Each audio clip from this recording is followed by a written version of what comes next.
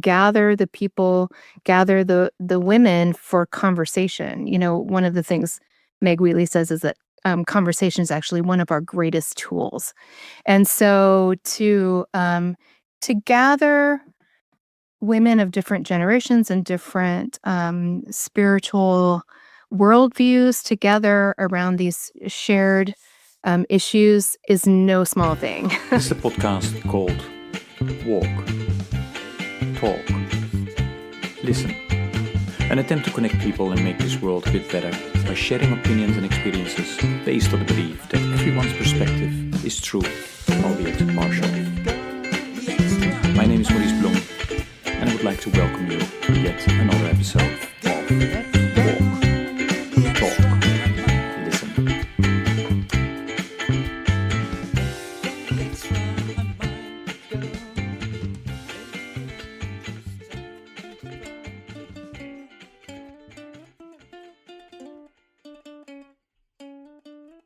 Okay, good day, everybody. This is another episode of the podcast Walk, Talk, Listen. And as always, I'm delighted with today's guest who will introduce herself. Rara, please go ahead.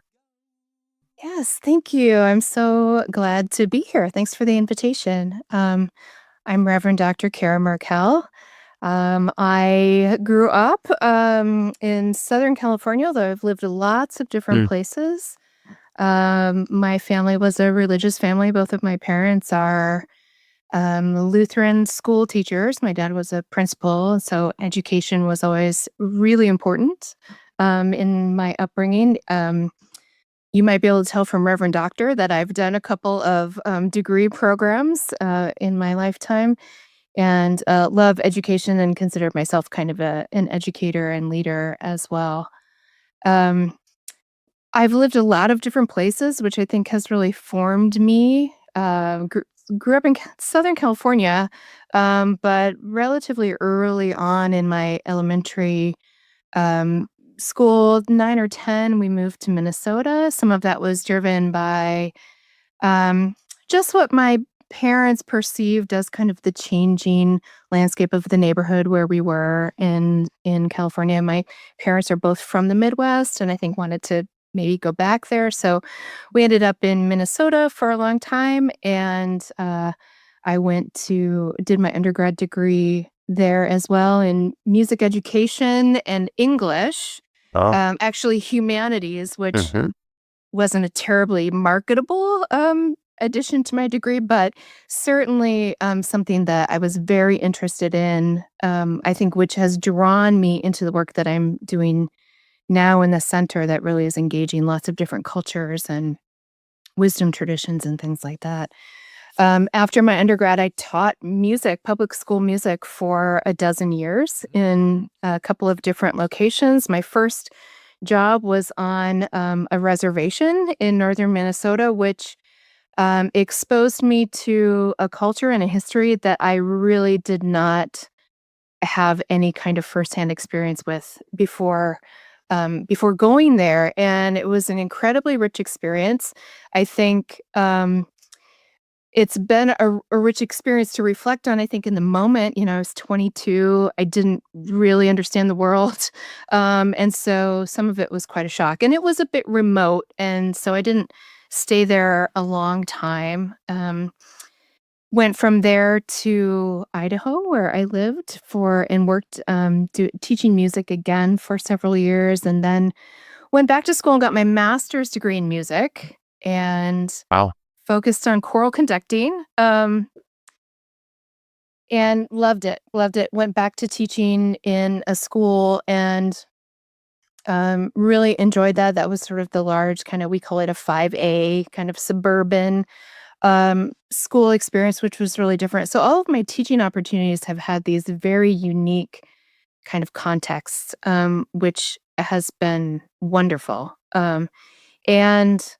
And then I experienced a really shocking and painful loss in my life, which moved me into considering ministry as a vocation. And I'd grown up in a in a denomination that does not ordain women. Didn't then, and still doesn't today. And so I'd never considered ordination or any kind of leadership role in the church beyond kind of teaching Sunday school and things like that. Even though as a musician, I'd served and sort of worked in a number of different congregations and denominations through my undergrad degree and in my master's degree. And so my my ecumenical sensibility was kind of formed from behind the piano and in the choir loft.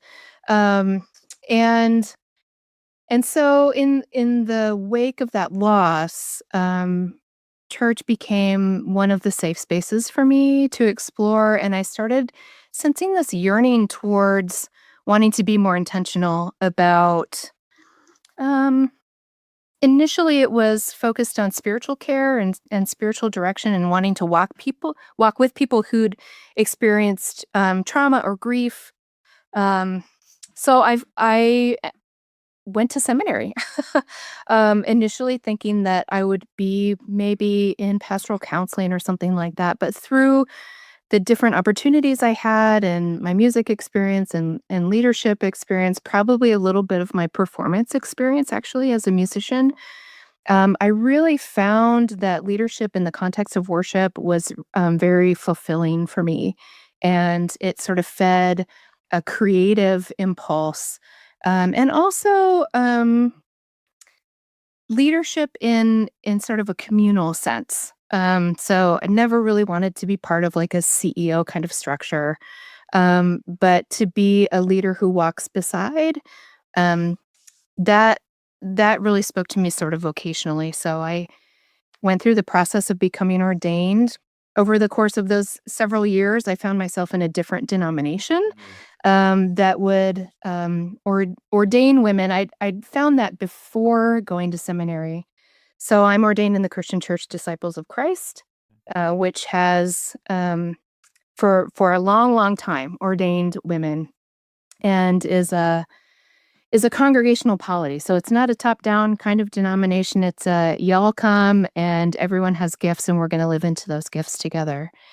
And And may I ask, where were yeah. you before? Then which denomination were you before? Well, I was in the Lutheran Church Missouri Synod. So here in the United States, we have multiple manifestations across the sort And of that was also where your parents were, that's part of where my right? my Okay, parents were. I'm got you, very got you. Yeah. conservative, Mhm. continues to be, although my family's always been very, very supportive of my participation in leadership in faith communities, but particularly my ordination. Mhm.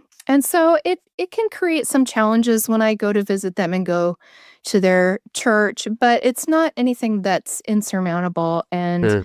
certainly is always an opportunity for really wonderful theological Mhm. conversation with my parents. I have two siblings who have their own faith journeys and are also not connected with the Missouri Synod manifestation of Lutheranism or church. And so it's just it's sort of an interesting thing. I know that even this is a common story, right? The faith of our upbringing isn't always the faith that continues to serve us through our life or feel like a place of belonging. And that was true for me.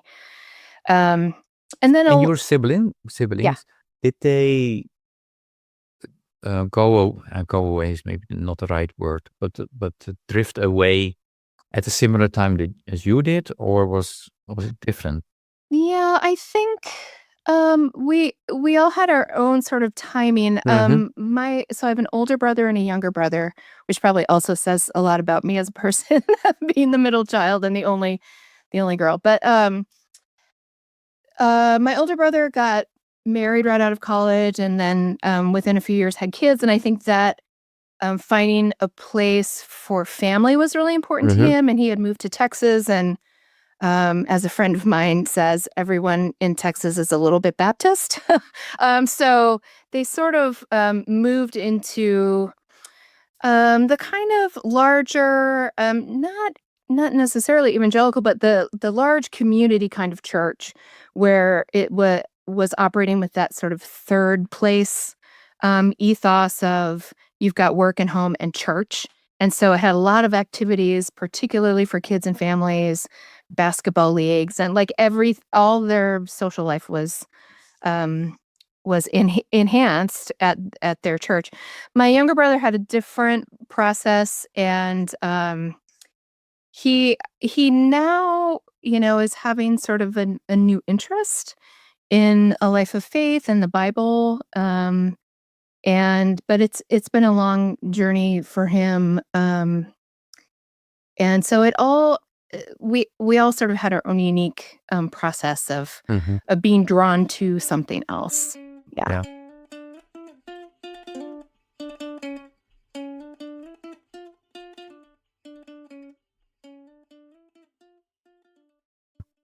And so, then when you do your degree, I did my my ministerial degree I got in Texas at Bright Divinity School, which is at Texas Christian University. Okay. And so that was my Master of Divinity degree. And then it can take a while in the disciples process to find a church. And so that's what drew us back out to Washington. And then I served a church here for about 12 years, small congregation. And during that time also was sensing an interest in doing some more study. So after about 6 years in pastoral ministry, I think I went back to school here at Seattle University, where I now work for my Doctor of Ministry degree, which was focused on adaptive change and ecclesiology. So this link between our own identity or our congregational or community identity and the cohesiveness of that in a community, and how that can affect a community's ability to engage in adaptive transformational work. And so I completed that about 6 years ago and was still pastoring. About 6 months after I graduated, COVID hit. And that, of course, changed almost everything about how we did church and faith community engagement. And it was during that time, just as we were starting to sort of come back to in-person gathering, that I started to think about other possibilities. Because I had hopes with my doctoral degree of maybe teaching. I've always loved teaching, so teaching in a seminary or doing, maybe some adjunct work or something. But the other thing that happened during COVID was the decline of seminaries. And so there are fewer opportunities for that. And even the school that I attended here, the School of Theology at Seattle University, closed during that time, not necessarily a result of COVID, but I think it mirrors the general decline in religious affiliation culturally here. So that possibility sort of evaporated in a way. And so I explored a lot of possibilities. And during that time, this position that I currently am in as the assistant director of the Center for Ecumenical and Interreligious Engagement came available, and went through that process. And so here I am. And that's how we know each other, right? That's how we know each other. Yes. I'm also, linked to the center. I would like to take one small step back. So the topic that you study is adaptive change, right? Yes. And then right when you're almost done or during, I don't know exactly, COVID hits. Right. Yeah. So tell me, so was it helpful that you studied adaptive change? If you compare your own situation with others and how yeah, I'm just curious. Right. I think, of course, because I was working with this congregation community while I was doing my degree, they were, for good or ill, often the guinea pigs for a lot of the studying and projects and things that I was doing. And so for those 4 years or so, we were also doing the work of what I would call now building adaptive capacity, right? Of being able to pause and notice and question and having board meetings where everything was always on the table for conversation or discussion or moving through conflict in particular ways. And so that was embedded in our practice. So I was working in Kirkland, which is where one of the very first cases of COVID-19 um, was made public, just like less than a mile from my church's building. And so we were one of the first places to really kind of lock down.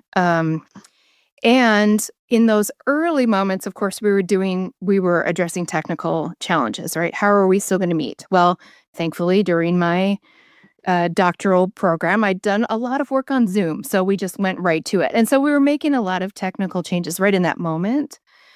But as we kept walking this long, sort of road through COVID-19 lockdown, we started having to ask more adaptive kinds of questions. And because this congregation had been doing that, it wasn't hard for us to do. We just were able to engage in those, whether it was a financial conversation about budget. How does budget shift? What is our identity now reflected in our budget? That's very different than it was before. How do we meet the needs in this particular climate for people who are exclusively remote? We had to teach some of our folks how to even use Zoom, right? So just knowing that those were things that we needed to do, I think was helpful. And then came harder questions later, like, can we have members who've never been to our building, right? This is a bigger question of what does it mean to be church? And not just how do we make sure people can access worship, right? Those are very different kinds of questions. So I think it was a tremendous advantage. And of course, there were congregations that really didn't change very much, and we could all only do what we had capacity to do, along with everything else. Of course, I was a parent, and I had kids who were in 4th grade and 6th grade when lockdown hit one day saying, we'll be back in a couple weeks. And then 2 years later, we went back. So not just my work life, but my personal life, home life, all of that shifted. And because I think we'd been learning about what adaptive change is and how to build that capacity to meet adaptive challenges, we were maybe a little bit ahead of the curve of some other faith communities. But yeah, I think that's probably enough said about that.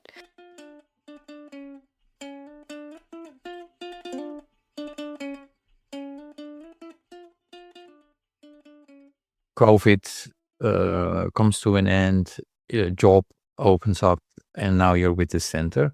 Right. Can you maybe explain what is your role and what is there something that you would like to share that you're working on? So I'm coming to the end of my 2nd year. So in some ways, I'm still learning, particularly how a university works, but sort of finding my sort of unique leadership here in the center. So my role as the assistant director is because we're quite a small team, both myself and our executive director, Michael, have our own unique portfolios. And so we do some shared things, and we certainly do a lot of our visioning and planning and things together. But our goal really is 4 things: engage, learn, grow, and lead. And so within those 4 categories, I engage in a number of different ways, convening people, bringing speakers to campus, and creating events for engagement.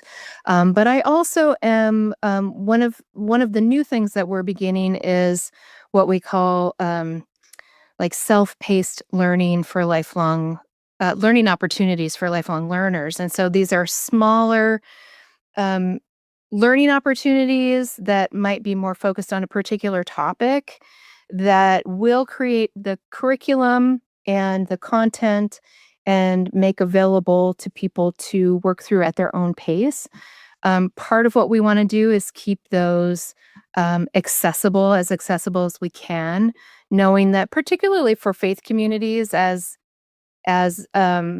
funds decline and numbers decline, that pastors or community leaders have maybe less funds to work with for continuing education and things like that. So that's a goal. But we have, just for example, one of our first courses that will be in development this summer is like Interfaith 101. Like, how do we do it? I get asked this all the time.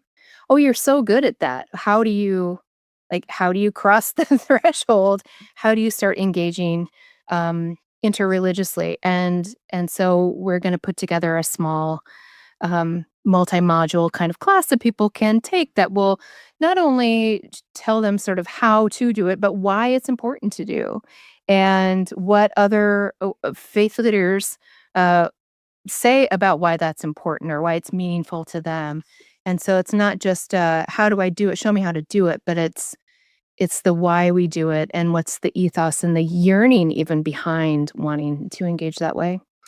So that's one aspect of my work is sort of curriculum based and creating those learning opportunities. But one of the things I'm really excited about in the next year is connecting with um, other organizations who are involved in the UN's Commission on the Status of Women, and starting to engage not only by being present for sort of the parallel opportunities available during that week or 10 days of the actual commission meeting, but generating some ways for us to bring that concern back to our campus and engage particularly women, female identifying people around the issues that the commission is trying to address. Generally, the status of women, but the unique challenges and intersections with education or with the environment or economic justice, and creating regularly meeting circles here of intergenerational circles of women who are talking about these things, and also might lead to some kind of shared action um, in our own neighborhoods. Good. I know sometimes thinking globally can feel so overwhelming. Mhm. And so to find those places of sort of heart connection and soul connection with women globally, but to say, that's happening right here in our neighborhoods, and what do we need to know and learn, and what can we do to uplift women and you know in, improve their status. Huh. I just read something the other day about the declining sort of mental health for mothers. That's concerning, Mm. and it's a faith issue too. So people of faith, people of different wisdom traditions and spiritualities, we have these shared concerns, and finding a way to gather to support one another, but also to then look outward and say, what could we do together that would Mm. improve this? Well, that's really exciting. And well, you know that this year and last year we tried to, I mean, through the podcast to lift up the Commission on the Status of Women, Yes. that event, and then there are a lot of people from all over the world visiting. What I try to do in the podcast is to lift up those voices and share those opinions. So I am excited that you are looking into that for next year.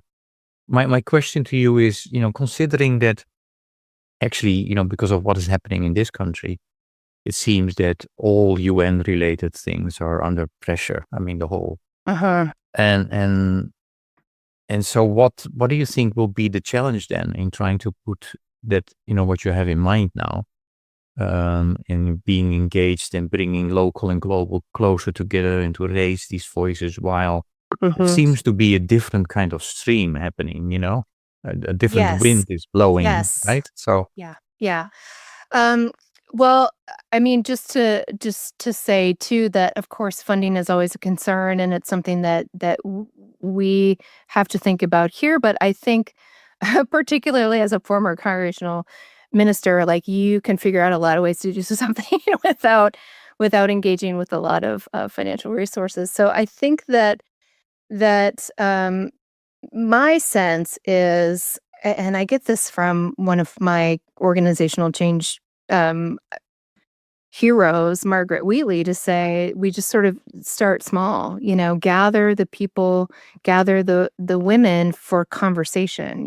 One of the things Meg Wheatley says is that conversation is actually one of our greatest tools.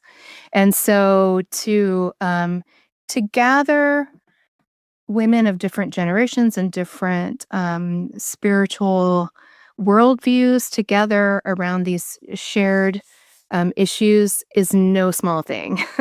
um, I think some of the challenges may be just structurally within. So I'm sort of occupy this unique place as an ordained Protestant woman in an ecumenical center in a Jesuit university, right? So there's lots of layers of stuff there that could be unpacked. But I think that there is, and I've always experienced this here at CLU, a real commitment to embodying what they say they believe, and this belief in sort of educating the whole person and reaching out across sort of typical silos in our culture to share and support and gain wisdom from one another. And so institutionally, I think I know there's support for starting to engage in this particular way.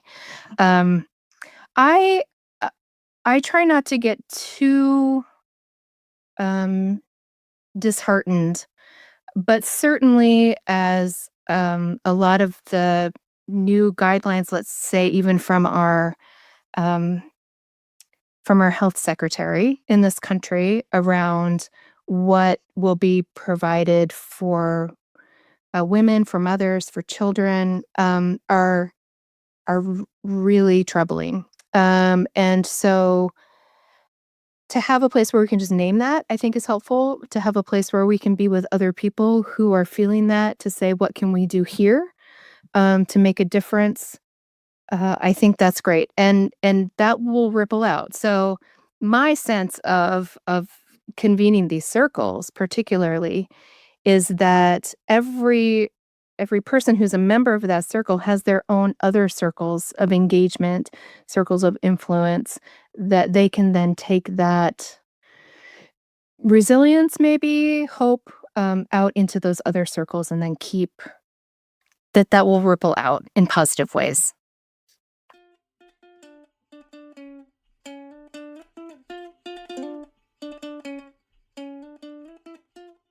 Okay, one step at a time, right? Exactly. Um, what fascinates me and also what is inspiring is that when you work at the university and also through the center, you have people of different ages. And although you were mentioning that you have a small team, you have actually, yes, it's relatively small maybe, but it's also exciting in terms of you have more senior and more emerging leaders, right? Right. So how is that going? How is the younger generation, reacting and looking at what you just mentioned in terms of the Mhm. Commission on the Status of Women? What is Yeah. their interest and what are their perspective? Are they different? Are they similar? You Yeah, that's a great question. So the initiative here in the center is really brand new in the last 6 months, but already on our conversation and planning team, there are one individual who's an undergraduate here, sophomore, and another who's just finishing her graduate work, so early 20s. And then myself, early 50s, and someone who is older than me, even, who was actually at the first the Beijing when the Beijing Declaration was shared, so 30 years of experience with this. And so I think it's essential for us, if we're going to create something meaningful, to have those intergenerational voices. And what I hear from the younger women is um, a desire to be a leader for positive change, but not quite knowing where to start, which absolutely makes sense at that age and time of life. But also this desire for intergenerational engagement. I mean, I think about the places where we can do that now. There aren't that many. We've become kind of separate by generation, and then we kind of lob, subtle insults at each other, which I mean, I get it, but I don't think it's particularly helpful. So there is this desire from the younger women on this planning team to say, we want to hear what women who've been pushing back against patriarchy for 25 years have to say to us. We want to hear from, you know, women who've been involved in feminist initiatives for decades. We want their wisdom. We also want to be heard by them to say, that was the world at that time, and the world has changed, right? The religious landscape has changed. All of this has changed. And so they want a place where, in a gathering community where older women are listening to their reality and their lived experience and valuing that just as much. So I think for us, from the very beginning of planning of this, that's been sort of a core value, is to make sure that we have that kind of representation across age groups and across faith orientations, so that we're creating as welcoming a space as we can and still kind of holding a center around these really important issues for women and young girls. Cara, I'd like to piggyback further on that generational thing and young versus more seasoned. Uh, because I often have asked two questions around what worries you and where do you see hope, and especially when people say all kinds of things around climate change or polarization, and then when I ask where do you still see hope, then they talk about the younger generation. Now, when I share that, about that particular answer with the younger generation, they very often say, well, it's all nice, but we still need you. So we still need you to show up, because you Right. can't expect from us to solve all those problems that you created. Do you resonate with what I just said in terms of, the younger generation that I work with, says similar things or makes me feel similar things? And then Yeah. the second part of it is, if that's true, how do you show up or try to? Yeah. Right. Yes, that absolutely resonates with what I hear, not only from students here, but from my own kids who are now 9th grade and 11th grade here, 15 and 17.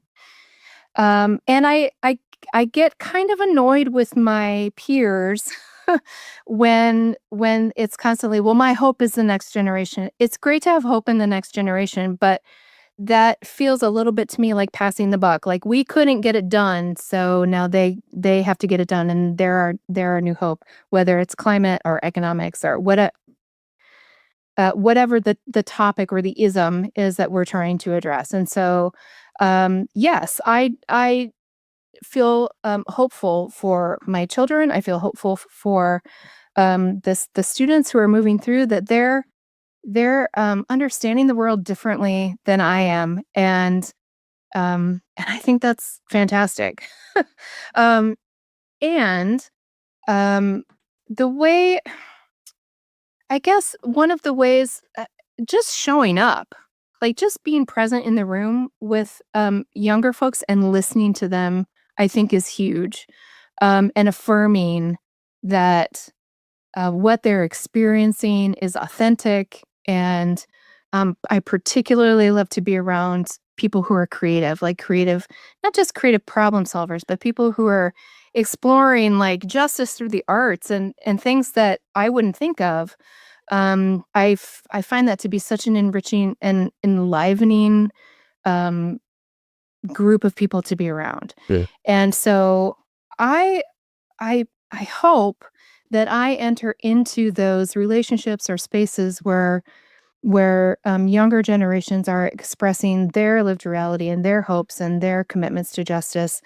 I hope I'm showing up in a posture of welcome, in a posture of affirmation of their experience, in a posture of generosity in sharing what I know and what I've experienced. Um, only giving advice when I'm asked for it. I think that's a big piece. And I learned that in pastoral ministry, right? Don't offer advice unless someone specifically is asking for it.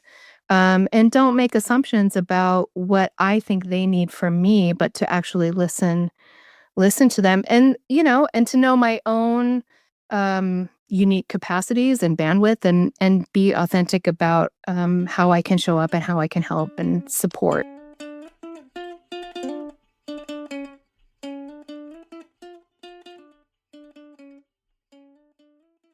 Um, one more question about its younger generation, and especially because you're working at Seattle University, where faith is important. Um, yeah, and this comes is a result of my 100-mile walk when I'm accompanied for a couple of miles. Yeah. And then I often, when I get pain in my knees and whatever, I'm saying, why am I doing this, right? And then you talk about what is the purpose in life, and then you talk about, well, we end up talking about faith or religion and Right. spirituality. Um, my question is to you, and especially because you also already shared with us, your journey. Religion was always important within your family, but then you find your own way, go, Right. find another denomination. Now you work in this interfaith environment. What do you see happening in this younger generation in terms of, and I know it's difficult to, if not impossible, to generalize. You cannot talk about, the Right. youth around the world. No, but in your community, Yeah. right? Yeah. What you see at your university, what do you see happening with this younger generation with regard to church, religion, spirituality? Yeah. It's such a great question and really complex question. Um, w- what I see predominantly is um, less involvement and sort of less sense of compulsion to be involved in some kind of organized religion or attach yourself to a particular um, Christian denomination or particular faith community. That there's this tremendous sort of open sourcing of spiritual and religious traditions and practices and stories, um and admittedly, I feel a little bit torn about that sometimes, Hmm. because part of my formation and part of my even my education as a religious leader and a pastor is to form people in our tradition, right? Um, but the way we've been going about that, I don't think has been working particularly well, or not meeting the moment. What I also see in younger folks is this emphasis on whatever you say your religion's about, we better be able to see that in the world, in the way you Mm. act, and in the way you engage with social concerns, or the way, like, we need to see those values embodied. And so I'll hear even from my own children, we'll hear something about quote unquote Christians doing whatever, and they'll say, "But didn't Jesus say XYZ?"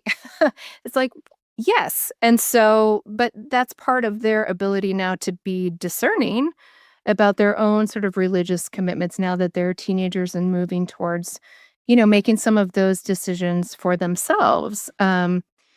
And so I think there's this thing about authenticity and connection and recognizing these common threads or common concerns that in their experience, most religious or spiritual people will say that they are for. But if they don't see you acting in that way, then that becomes problematic. And they don't have the sort of I don't know if this is the right term. I'm going to say it anyway. This sort of multiple years of experience in a faith community and sort of this, well, I belong to this community.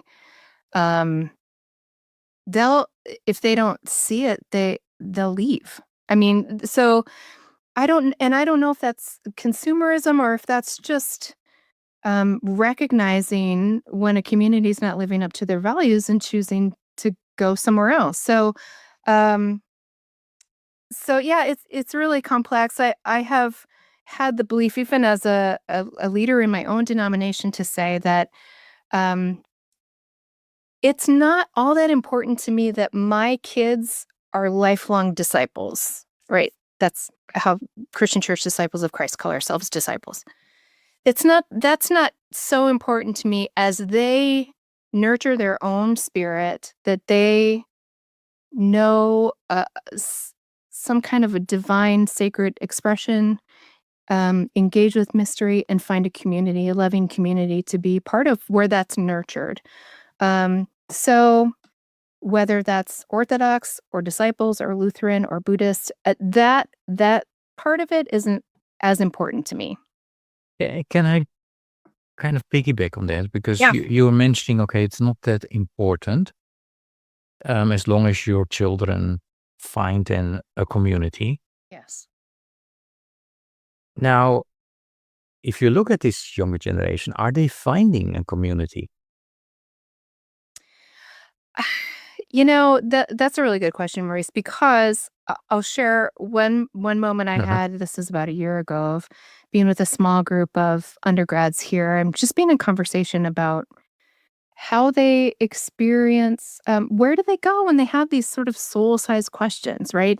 Because I think that's part of how faith communities understand themselves as places where we can really engage the big, important questions. And one of the students said, "Well, I Google it." And I was like, it took my breath away for a second Uh, to say, "Oh my gosh."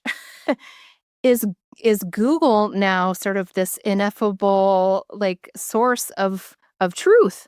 And I thought, "Oh dear." But I didn't have a good response, to be honest. They sort of grew up in a moderately religious family, but wasn't a practitioner themselves and didn't have a place, a trusted community. As a student who was here away from home, they didn't have that. And so I still don't really know what to do with that. I know that there's kind of this sense of emergent spiritualities and AI, and that's concerning to me in some ways, particularly because for me, my spirituality is so embodied, right? And it's really nurtured by the natural world and being in those kinds of sacred spaces, but also because I was nurtured in a community around a set of beliefs, and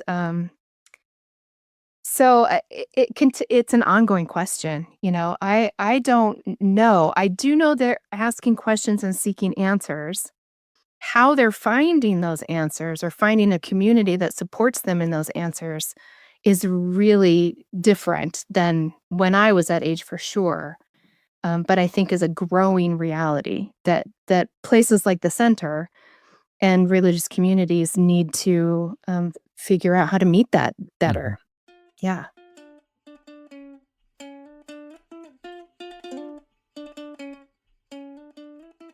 Okay. Um, I mean, in order to find a community, you need to connect, right? Right. And what I hope that this podcast is doing is contribute to, more people connecting with each other, understanding that there are different perspectives out there, which is fine. Right. Um, and one way of trying to do that is to connect you with the previous guest. And the previous Mm-hmm. guest has a question for you. What is your favorite book and why? Oh my gosh. Well, I'm looking at my my whole wall of my library here in my office here. My favorite book. Can I say my favorite book right now? um, I so the book that I'm reading right now that I really appreciate is called All We Can Save, which is the subheading is Truth, Courage, and Solutions for the Climate Crisis. But one of the things I love about it is it's predominantly, well, it's all female identifying authors. It is also focused not on just sort of the technical things we need to do related to the climate crisis, but it's bringing in, I know we've done things around the IDGs. It's bringing all of that that interiority and spirit and creativity and interdisciplinary kinds of lenses on this issue to say it's not just one thing. We can't do just one thing to sort of fix the problem, that we need to bring our whole selves to it. And we need to be able to see this issue through these multiple different lenses. Any book that can do that and that feels like a big conversation that I get to step into, I really love those kinds of books. Okay. Yeah. Well, thanks for that.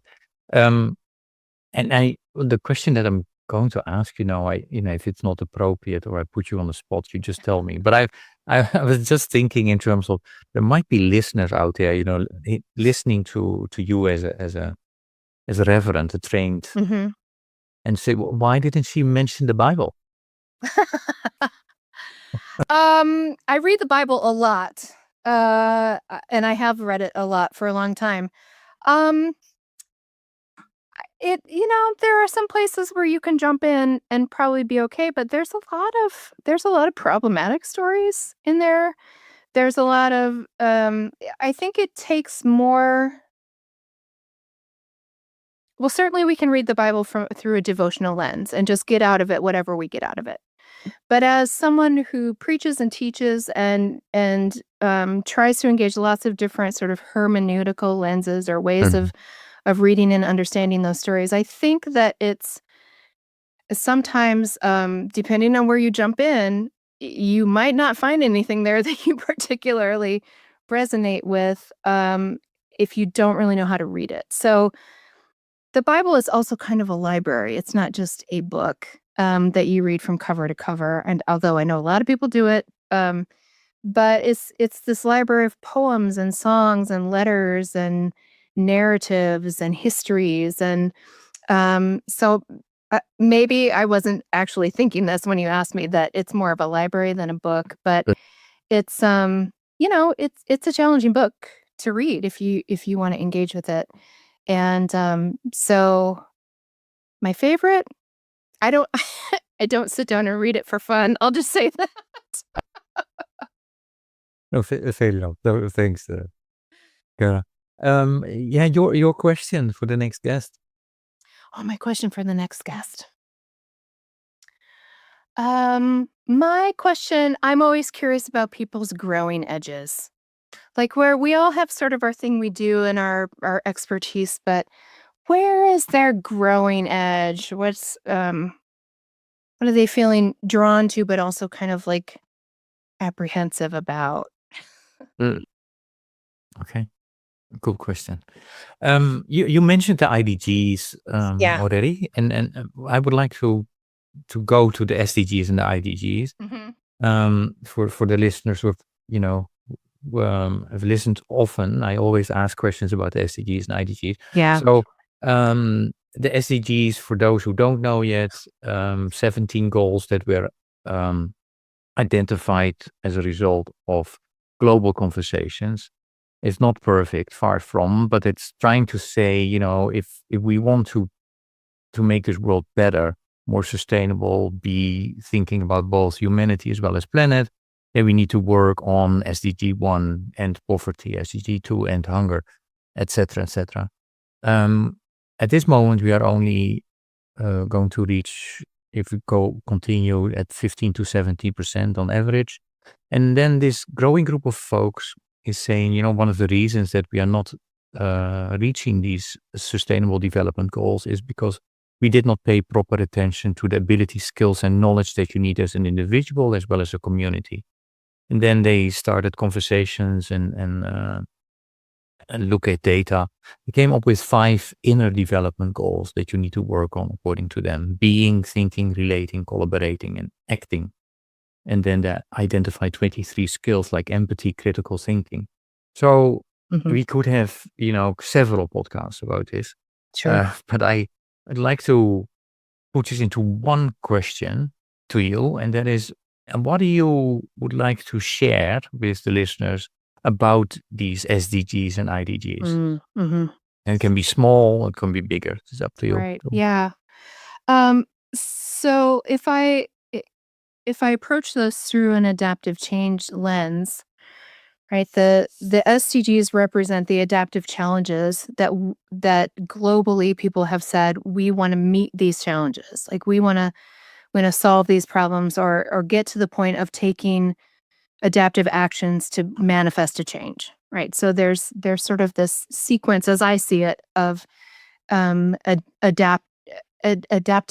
I guess that would be a way. So the SDGs identify the challenges. And in some ways, they identify the change that they want to see, right? We want to meet these particular percentages or these particular numbers or goals related to, let's just say, hunger, global hunger. And then where we are now is trying to figure out what actions can we take to get to those. But and I mentioned this before, I think the thing that the IDGs are getting at is this adaptive capacity, right? What do we need to have in ourselves? What do we need to be able to do? What kinds of questions do we need to be able to ask before we can even understand the challenge and then start sort of thinking about what's a constellation of actions we could take. And so I think in some ways it sort of skipped a step of saying, here are these SDGs. Now we've seen in our own country here in the United States huge steps backward away from those related to climate, hunger, health, economics, all of those things. Just in the last, I mean, we could say 10 years actually, but very recently, like even bigger steps backwards. And so there's something behind that. There's something behind. We don't even agree that these are actually challenges that need to be addressed anymore.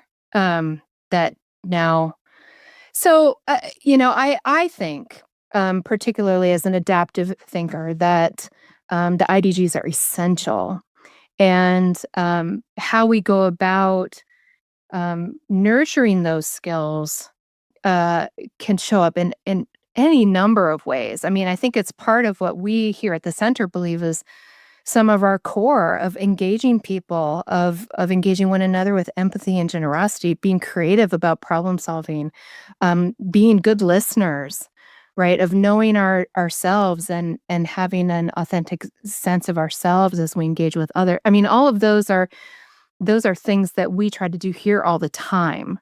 The hope is that then will manifest in this renewed commitment to meeting these particular challenges. But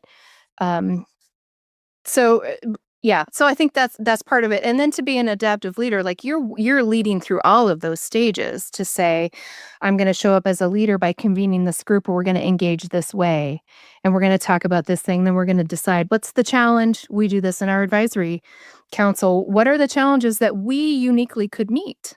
How would we do that? And then going through an iterative process. Let's take an action.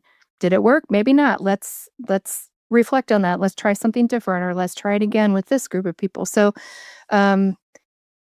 while I admire the goals, to,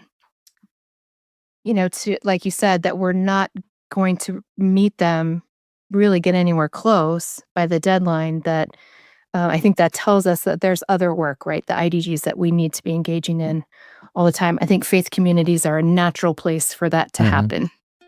Okay. Yeah.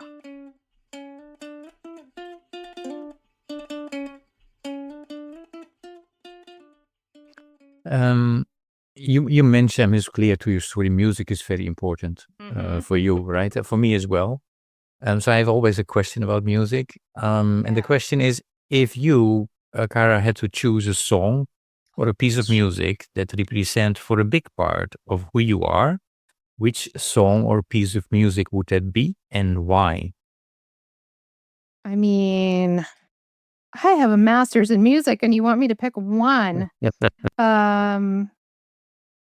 So the one that is coming to mind, it's an album, actually. Can I say an album and not a Negotiating here. So Yeah. well, I'm just going to say it. That's what I was told early on, is if they don't ask the question you want, answer the question you wish they'd ask, right? But there's this beautiful setting of some of Walt Whitman's poems from The Leaves of Grass by the Fred Hirsch Ensemble, I think, jazz, with a couple of singers. One, my favorite singer, Kurt Elling. It just really beautifully captures. I love the work of Walt Whitman. He's sort of this interspiritual poet who's deeply in love with the earth, and believes in all these like embodied, savoring our embodiedness. There's something about that I just adore, and this particular setting. So it's kind of one piece, but it's really beautiful. So I would lift that up, because I love jazz too, and wonderful singing. Yeah, that would be it. That would be my desert island album. Let's say that. I could Okay. listen to that one forever. Okay, cool. So I will not add the whole album. I will add a song of that album. If you really want me Do to, I'd have to pull it up and look for one particular piece. Yeah, we'll add it to a Spotify playlist that we have made That's great. called #walktalklisten, and all the songs that were picked by the guest you can find there. So it's really an interesting, Yeah, that you sounds know, fantastic. list of songs. Kara, I mean, these conversations always go fast, super fast. But before we end, and I thank you for today, any question that I did not ask you today that I should have asked you?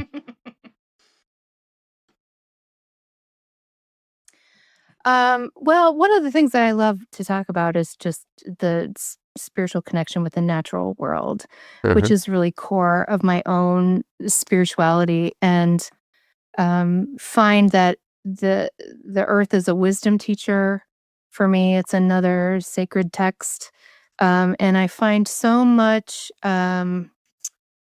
just source of resilience and hope and grounding and all of that for me. So I'm very fortunate to live just a few blocks from an urban forest, or I get to go walking in every season, and there's something really beautiful and grounding about just sort of knowing a place. It was a practice we started as a family during COVID lockdown for our PE time with my kids. We would go out, but not just go for a walk, but like learn the names of the plants and the birds and recognize their songs as unique. And it was really sustaining for us in that time, and my interest in that, and my commitment to not only being in relationship with the earth but taking care of it, is really a core value of mine.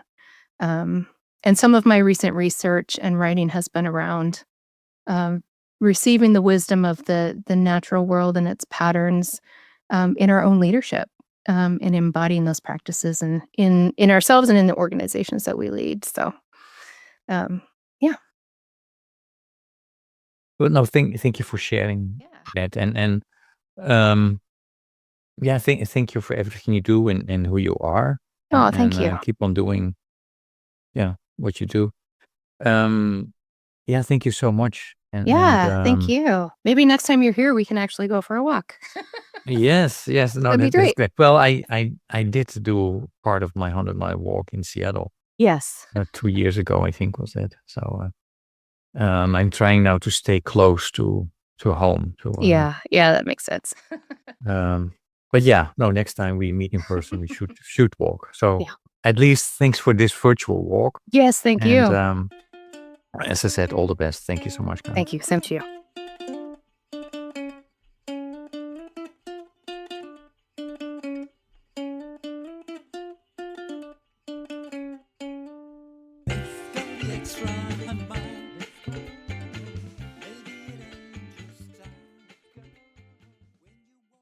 Thank you for listening to Walk, Talk, Listen.